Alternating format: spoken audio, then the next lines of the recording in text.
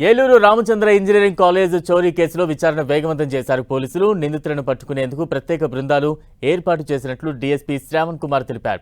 జిల్లాలో అంతర్రాష్ట్ర ముఠాలు కూడా సంచరిస్తుండటంతో అన్ని కోణాల్లో దర్యాప్తు చేసినట్లు డీఎస్పీ చెప్పారు. అడ్మిషన్ బ్లాక్లో ఉన్న లోహర్ ధ్వంసం చేసిన దుండగులు అందులో నుంచి 76 లక్షల నగదును ఎత్తుకెళ్లారు.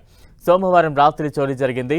6 నిందితులు గుర్తించామన్న డీఎస్పీ సీసీ కెమెరాల ఆధారంగా దర్యాప్తు చేపట్టామన్నారు.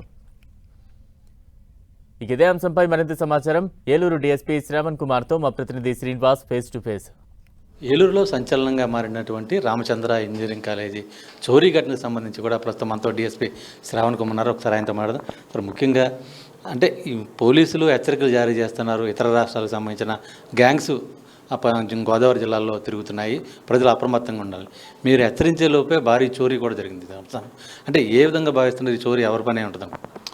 అదే అండి, ఇప్పుడు యాక్చువల్గా అయితే నిన్న రామచంద్ర కాలేజ్ ఆఫ్ ఇంజనీరింగ్లో చోరీ జరగడం జరిగింది. అయితే ఇందులో హెచ్చరించంటే ఆల్రెడీ మనం హెచ్చరికలు జారీ చేసాం.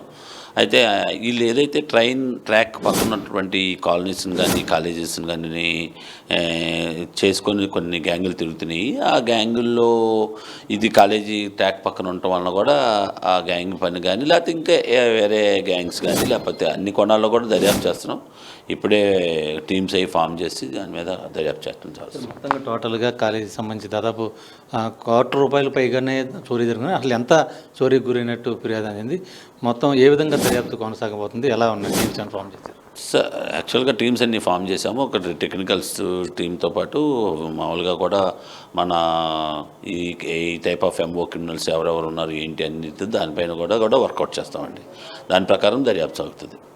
మొత్తానికి సంబంధించి కూడా అంటే ఈ టైప్ ఆఫ్ దొంగతనాలు చేసే టీమ్స్ అంటే గతంలో కూడా కొన్ని చోట్ల చోరీలు జరిగింది సంబంధించి అంటే మీ అనుమానాలు ఇతర రాష్ట్రాల నుంచి వచ్చిన గ్యాంగ్సా లేదంటే లోకల్గా ఉన్నటువంటి పాత నేరస్తుల పని ఏమైనా ఉంటుంది అనుకుంటా? అది కూడా చూస్తున్నాం. ఎందుకంటే ఇప్పటికిప్పుడే నిర్ధారించడం చేయటం కుదరదు కాబట్టి అన్ని కోణాల్లో అంటే ఇప్పుడు మనం బత్తుల ప్రభాకర్ వాళ్ళు ఏమైనా గ్యాంగ్ ఫామ్ చేసుకుని మళ్ళీ ఏమైనా అటాక్ చేశాడా, లేకపోతే మేము చెప్పిన ఈ దార్ గ్యాంగ్ ఏమన్నా వాళ్ళ పని, లేకపోతే ఇతర ఇంకెవరన్నా, ఎందుకంటే ఇవన్నీ కూడా అన్ని కోణాల్లో కూడా చెక్ చేస్తున్నాము.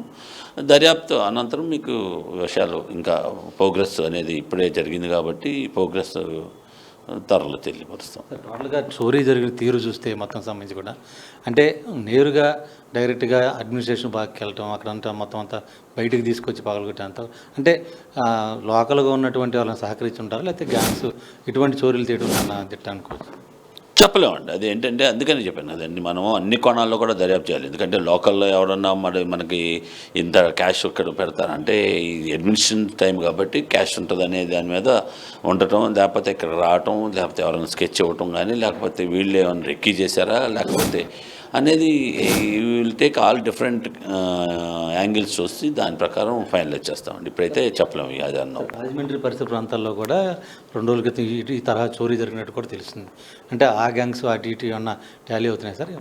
అదే ఇంకా వాళ్ళ ఫుటేజెస్ అవి కూడా తెప్పించుకుంటున్నాం. అంటే వాళ్ళ ఫుటేజెస్ని తీసుకొని వాటిని పరిశీలించుకొని ఆ గ్యాంగ్ ఈ గ్యాంగ్ ఏమన్నా సిమిలర్గా ఉన్నాయా ఏంటని దాన్ని కూడా చూసుకుంటాను. ఎందుకంటే ఎంతమంది సార్ మొత్తం చోరీ ఘటనలకు సంబంధించి? ఇప్పుడైతే మేము చూసిన సీసీ ఫుటేజ్ ప్రకారం అయితే ఒక 6 కనిపిస్తున్నారండి. 6 వరకు మాకు కనిపించారు దీంట్లో.